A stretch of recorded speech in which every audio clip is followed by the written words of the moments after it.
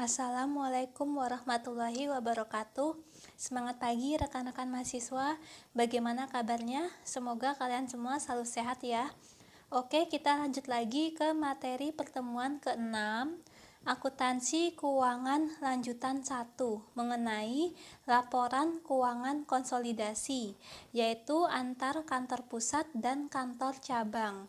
Nah, sebelumnya di pertemuan kelima, kita sudah mempelajari bagaimana pembukuan jurnalnya di kantor pusat dan kantor cabang.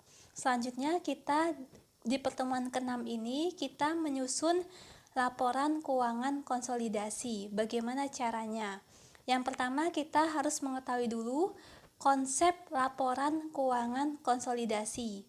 Berdasarkan dari segi ekonomi, bahwa kantor pusat dan kantor cabang adalah satu kesatuan ekonomi.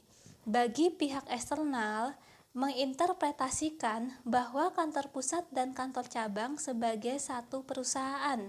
Oleh sebab itu, sesuai dengan konsep satu kesatuan ekonomi bisnis, maka kantor pusat wajib menyusun laporan keuangan konsolidasi, yaitu laporan keuangan gabungan antara kantor pusat dengan kantor cabang.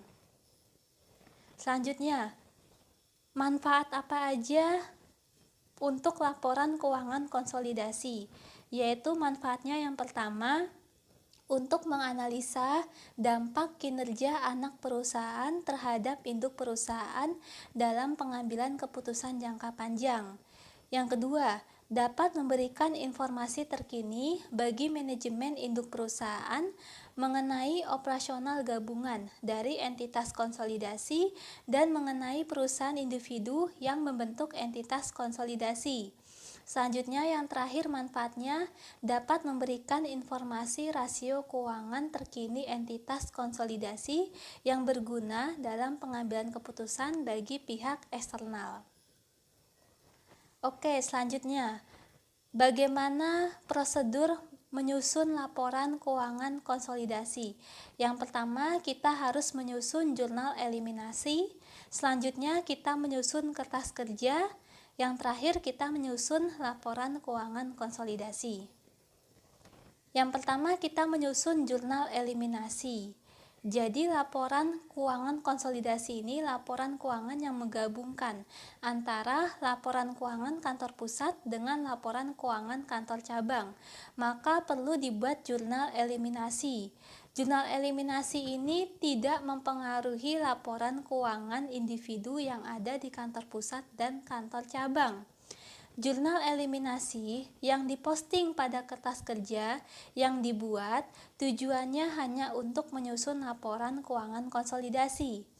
Tujuan penyusunan jurnal eliminasi adalah mengeliminasi semua saldo rekening yang bersifat resiprokal. Caranya yaitu dengan mendebet rekening yang dikredit dan mengkredit rekening yang didebet dari transaksi yang bersifat resiprokal. Selanjutnya, eliminasi saldo akun khusus di kantor pusat dan kantor cabang. Pada akhir periode akuntansi, ketika laporan keuangan yang disusun oleh kantor pusat dan kantor cabang dikonsolidasi menjadi laporan keuangan konsolidasi, maka akun kantor pusat dan akun kantor cabang tersebut harus dieliminasi. Eliminasi atau penghapusan saldo akun tersebut untuk menghindari double counting di dalam proses penyusunan laporan keuangan konsolidasi. Selanjutnya, pada akhir periode akuntansi, ketika laporan keuangan yang disusun oleh kantor pusat dan kantor cabang dikonsolidasi menjadi laporan keuangan konsolidasi, maka akun laba antar perusahaan yang terrealisasi harus dieliminasi, yaitu sebagian diakui sebagai laba yang diakui pada periode tersebut dengan mengkredit akun beban pokok penjualan dan sebagian lagi dieliminasi untuk dikurangkan dari saldo persediaan di kantor cabang. Eliminasi atau penghapusan saldo akun tersebut untuk mencerminkan nilai persediaan yang dilaporkan sesuai dengan kondisi yang sebenarnya, yaitu berdasarkan harga belinya. Selanjutnya, pada akhir periode akuntansi, Ketika laporan keuangan yang disusun oleh kantor pusat dan kantor cabang dikonsolidasi menjadi laporan keuangan konsolidasi, maka akun laba antar perusahaan yang belum terrealisasi yang dimiliki oleh kantor pusat harus dieliminasi. Eliminasi atau penghapusan saldo akun tersebut untuk memberikan informasi saldo persediaan dan saldo harga pokok pembelian pada nilai yang tepat, sehingga laporan keuangan konsolidasi menyajikan informasi yang akurat. Nah, contoh transaksi jurnal eliminasi.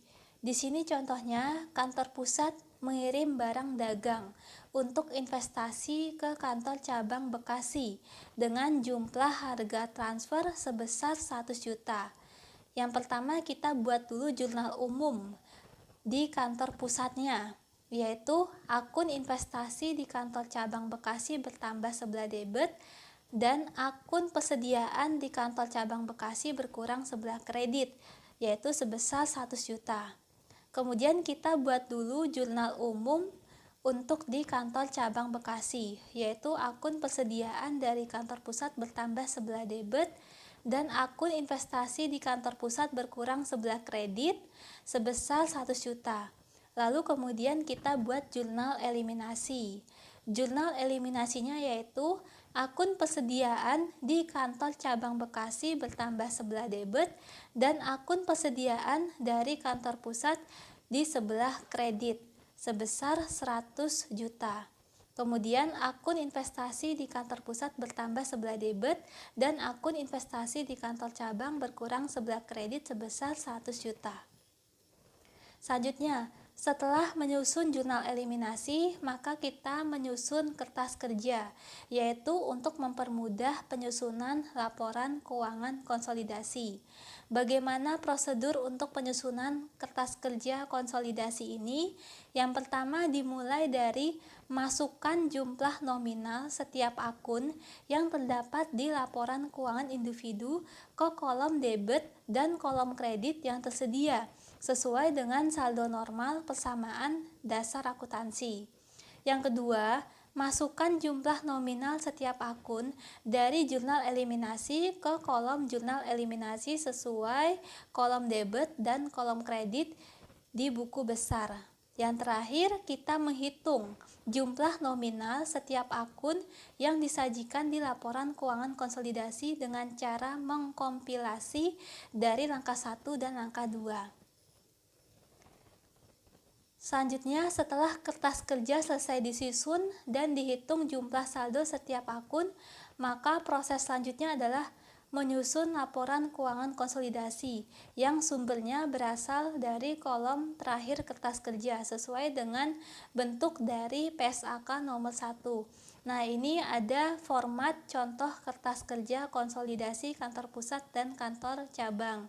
Jadi yang pertama itu nama akunnya dulu, selanjutnya kolom kantor pusat, selanjutnya kolom kantor cabang, lalu jurnal eliminasi debit dan kredit, selanjutnya dibuatlah laporan keuangan, laporan laba rugi konsolidasi, laporan perubahan ekuitas konsolidasi, dan laporan posisi keuangan konsolidasi.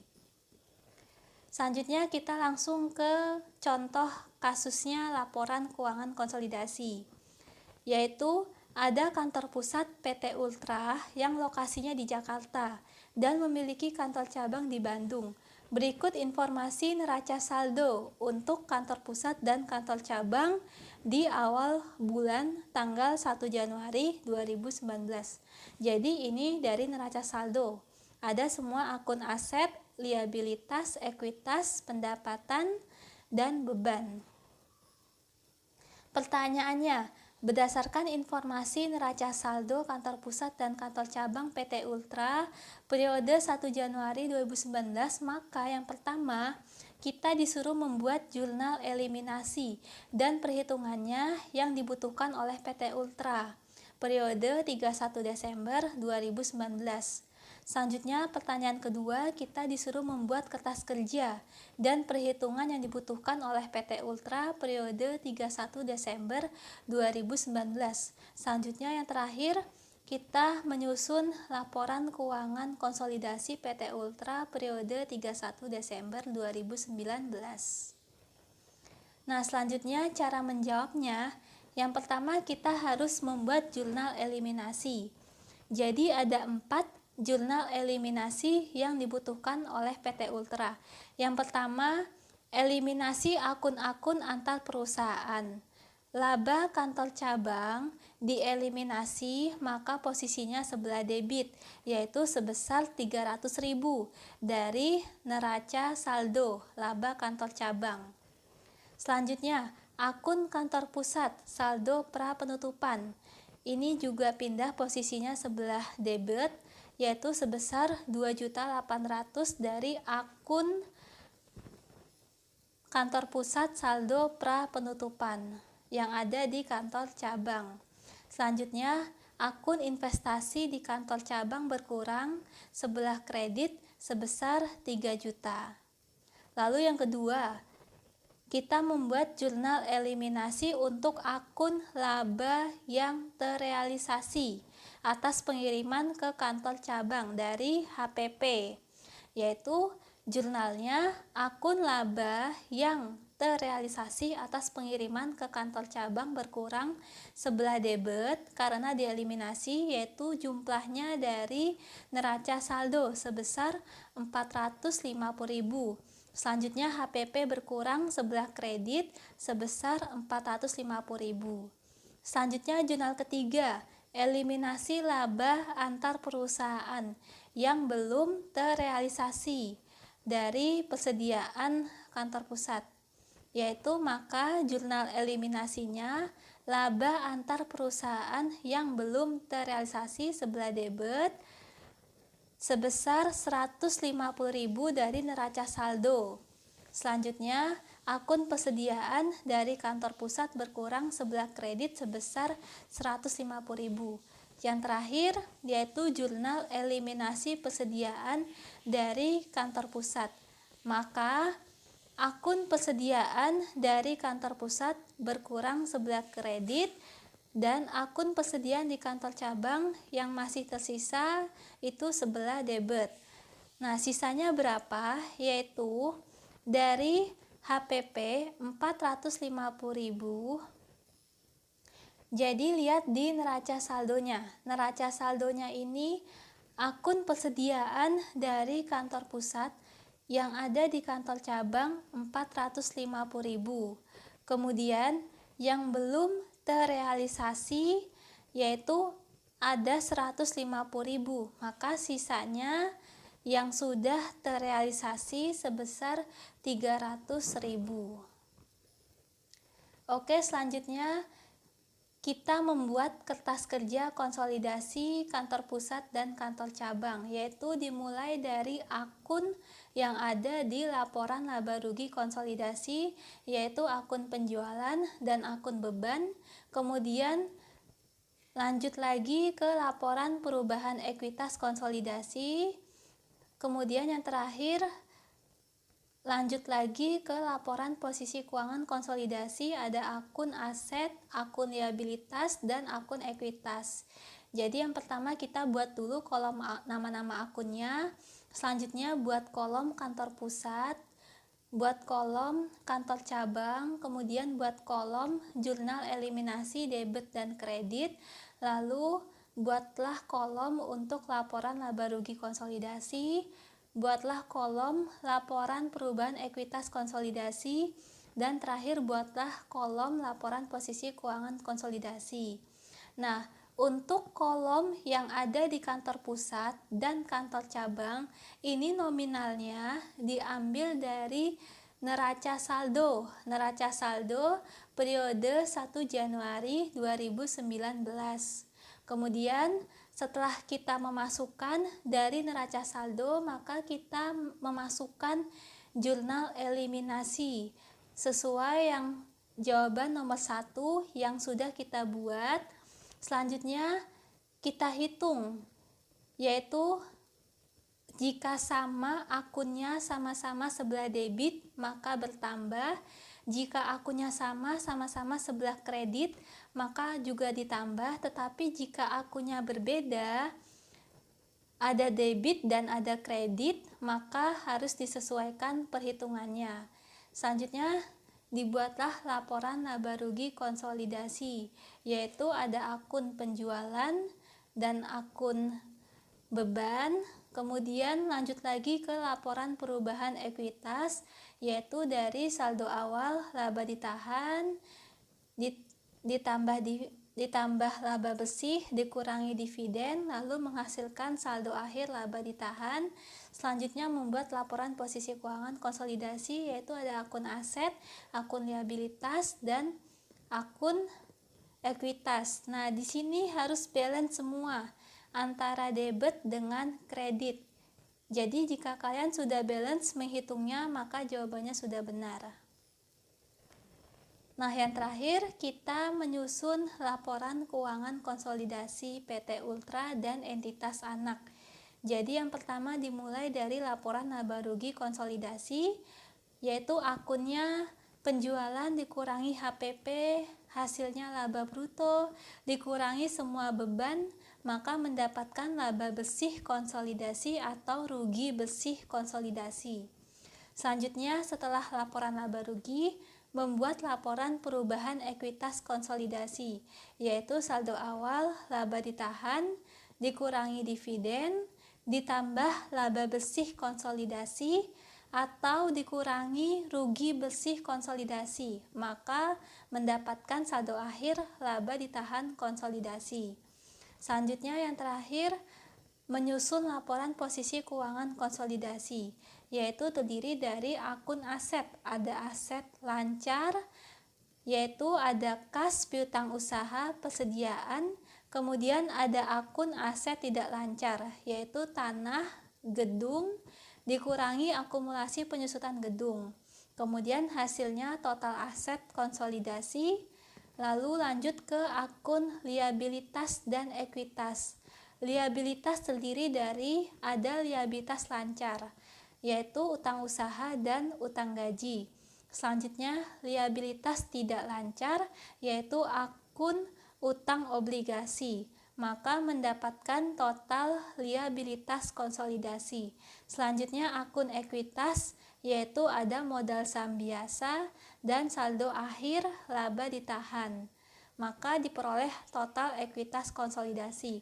Kemudian dijumlahkan total liabilitas konsolidasi ditambah total ekuitas konsolidasi, maka hasilnya harus sesuai dengan total aset konsolidasi.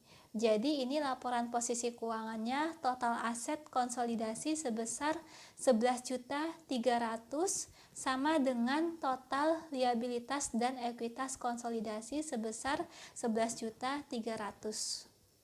Oke, selanjutnya agar kalian lebih memahami lagi bagaimana cara menyusun laporan keuangan konsolidasi, kalian bisa mengerjakan tugas ini, dan apabila ada pertanyaan yang ingin ditanyakan bisa disampaikan di forum. Sekian presentasi di pertemuan ke-6 ini, semoga ini bermanfaat.